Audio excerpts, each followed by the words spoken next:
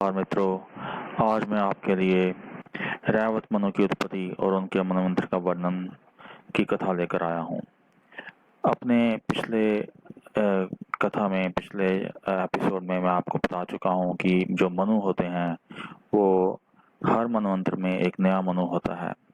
तो ये जो रैवत मनु है ये 5वें मनवंतर का राजा था, 5वें मनवंतर का मनु था। और ये मार्कंडे जी के अनुसार जो कथा है वो है। तो इसमें ऋषि मार्कंडे जी कहते हैं, जब वो क्रोष्टकी ऋषि के प्रश्न का उत्तर देते हैं तो वो कहते हैं, ब्राह्मण 5वें मनु का नाम रेवत था। उनकी उत्पत्ति का वर्णन करता हूँ, सुनो। पूर्व काल में ऋत्वाक नाम से प्रसिद्ध एक महर्षि थे। उनके बहुत समय तक कोई पुत्र नहीं हुआ। दीर्घ काल के पश्चात हुआ भी तो भी रेवती नक्षत्र के अंतिम चरण में उसका जन्म हुआ। इन्होंने बालक के जात कर्म आदि संस्कार विधि पूर्वक संपन्न किए, उपनयन आदि भी कराए, किंतु वह सुशील न हो सका। जब से उसका जन्म हुआ तभी से वे महर्षि भी दीर्घ काल व्यापी रोग से ग्रस्त हो गए। यानी कि बालक के माता पिता दोनों ही रोग से ग्रस्त हो गए। जो बालक के जो बालक की माता थी उनको कोढ़ आदि हो गया और दोनों माता पिता बहुत दुखी रहने लगे। बालक के पिता अत्यंत दुखी होकर सोचने लगे, ये कैसा अनर्थ प्राप्त हुआ। उधर उस दुष्ट बुद्धि वाले पुत्र ने दूसरे मुनि कुमारों की स्त्री का अपहरण करना आरंभ कर दिया। इससे खिंचित होकर ऋत्वाक ने कहा, मनुष्यों का बिना पुत्र के रहना अच्छा है, किंतु कुपुत्र का होना कदापि उत्तम नहीं है। ये सोचकर वो बहुत ही अपने आप में दुखी हुए और इस प्रकार अत्यंत दुष्ट पुत्र के दुराचारों से ऋत्वाक मुनि का हृदय जलने लगा। उन्होंने गर्ग मुनि से इसका कारण पूछा। ऋत्वाक बोले, महामुने, पूर्व काल में उत्तम व्रत का पालन करते हुए मैंने सभी वेदों का, शास्त्रों का विधि पूर्वक अध्ययन किया और सभी नियमों का पालन किया, तो भी मेरे घर में ये इस तरह का दुखदायक पुत्र क्यों पैदा हुआ। तो गर्ग मुनि इसके उत्तर में कहते हैं, गर्ग मुनि ने कहा, मुनि श्रेष्ठ, तुम्हारा यह पुत्र रेवती नक्षत्र के अंतिम चरण में उत्पन्न हुआ है, अतः दूषित समय में जन्म ग्रहण करने के कारण ये तुम्हारे लिए दुखदायी हो गया है।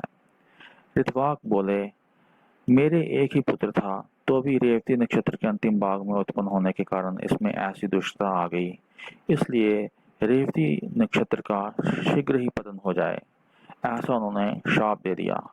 मुनि के इस प्रकार शाप देते ही रेवती नक्षत्र आकाश से गिरा। सारा संसार चित होकर ये दृश्य देख रहा था। वह नक्षत्र कुमुदगिरी के चारों ओर गिर पड़ा। वहां के वन, गुफाएं तथा झरने आदि सहसा उद्भासित हो उठे। रेवती नक्षत्र के गिरने से कुमुदगिरी का नाम रैवतक पर्वत हो गया। उस नक्षत्र की जो कांति थी वह कमल मंडित सरोवर के रूप में प्रकट हुई। उस समय उस सरोवर से एक अत्यंत सुंदरी कन्या का प्रादुर्भाव हुआ। वह रेवती की कांति से प्रकट हुई थी, इसलिए प्रमुच मुनि ने उसे देखकर उसका नाम रेवती रख दिया। प्रमुच मुनि वहीं कहीं आसपास ही निवास करते थे और उन्होंने उस रेवती की कांति से प्रकट हुई कन्या को देखा और उसे अपनी पुत्री मान लिया। वह उनके आश्रम के पास ही प्रकट हुई थी, इसलिए वे ही पिता की भांति उसका पालन पोषण करने लगे। जब कन्या यौवनावस्था में पदार्पण कर चुकी तब प्रमुच मुनि उसके लिए योग्य वर पूछने के विचार से अग्निशाला में गए।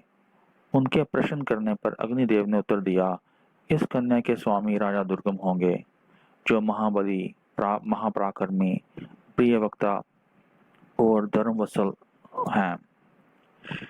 इसी बीच मृग्या के प्रसंग से राजा दुर्गम मुनि की आश्रम आ पहुंचे। वे प्रियव्रत के वंश में उत्पन्न अत्यंत बलवान और पराक्रमी थे।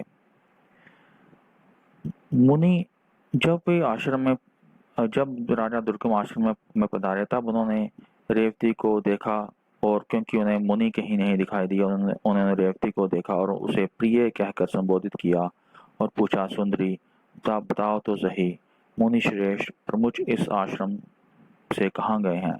मैं उन्हें प्रणाम करना चाहता हूँ। मुनि अग्निशाला में बैठे हुए थे। वहीं से राजा का वार्तालाप और प्रिय संबोधन सुनकर वे तुरंत ही बाहर निकले।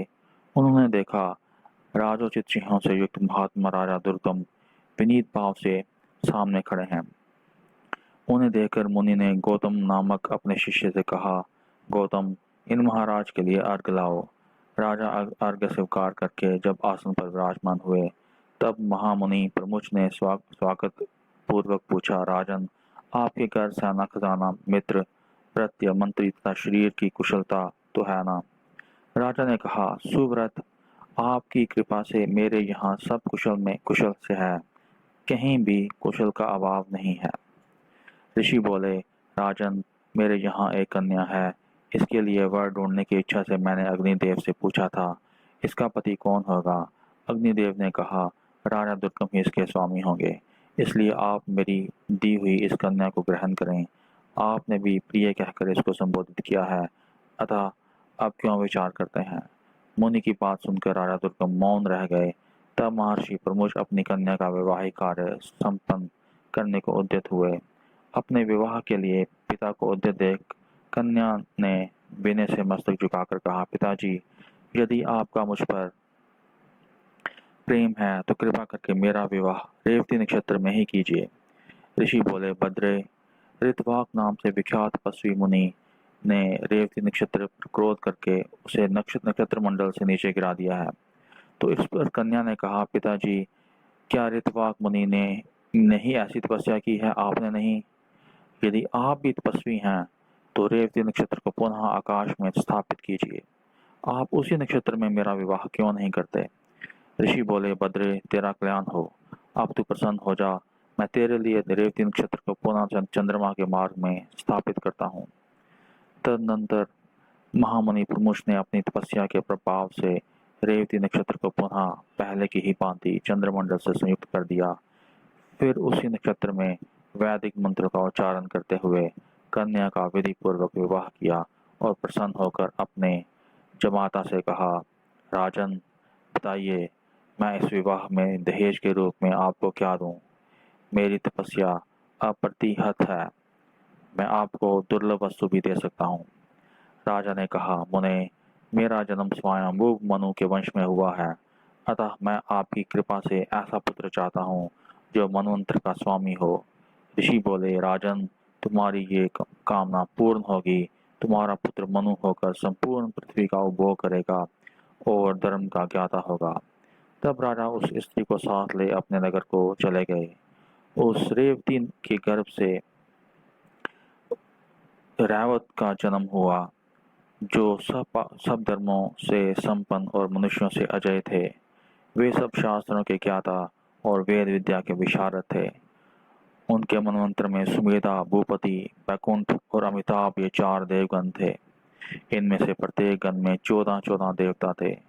इन चारों देवगणों के स्वामी विभु नामक इंद्र थे, जिन्होंने 100 यज्ञों का अनुष्ठान करके इस पद को प्राप्त किया था। हिरण्यरोमा, वेदश्री, उदरबाहु, वेदबाहु, सुदामा, पर्जन्य, महामुनि तथा वेदांतों के पारगामी महाभाग वशिष्ठ थे। ये 7 रैवत मनवंतर के सप्तऋषि थे। बलबंधु, महावीर्य, सूर्वय तथा सत्यक आदि रैवत मनु के पुत्र थे। तो मित्रों, ये कथा यहाँ समाप्त होती है। मैंने आपको रैवत मनु के जन्म की कथा यहाँ सुनाई, जो 5वें मनवंतर के स्वामी थे। तो नमस्कार मित्रों, अपना सब प्रकार से ख्याल रखिए और जय माता दी। ओम नमः शिवाय।